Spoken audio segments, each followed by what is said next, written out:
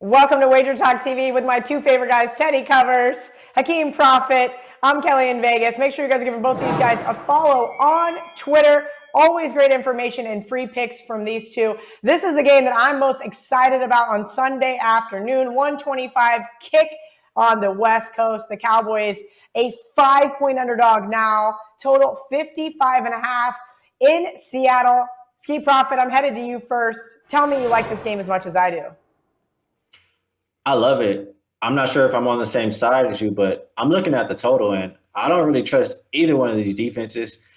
Seattle I have as worst in the league against the pass, and Cowboys are not far behind. And both of these teams are top 10 passing. I think they air it out in this game. And I'm looking at the total at 55.5, and it's a high total, but I'm not going to be scared of it. Teams in week 3 with a total of 54 or more, back to 2000, the over is 14-0. Going over by about 12 points per game.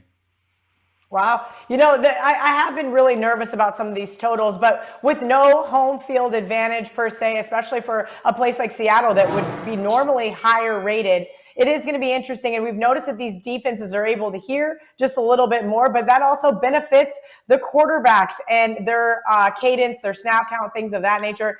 Teddy Covers, your thoughts on, do you agree with Hakeem or do you agree with me on the Cowboys? Or are you fading both of us here?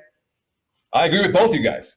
Absolutely 100%, no ifs, ands, or buts about it. I'm with you on the Dallas Cowboys, and I'm with you on the over. And let's talk about these high totals with 55.5. All right, you say, my God, that's a high total.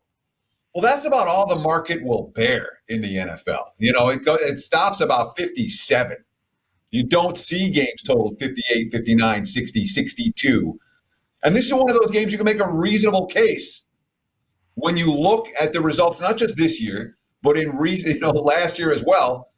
This game's got shootout written all over it. You have two bet on quarterbacks. You have two bet against defenses. In the 2020 NFL, that's meaningful. And obviously at 55.5, you're like, oh, that's so high. It's not so high if the total should be 60, but the markets they don't hang at 60 in the NFL, regardless of pace. Regardless of Seattle running no huddle all game and Russell Wilson throwing every first down. So the over makes a ton of sense. And the side makes a ton of sense as well, Kelly. I know you like the Cowboys. Plus, look, there aren't many rules that I have.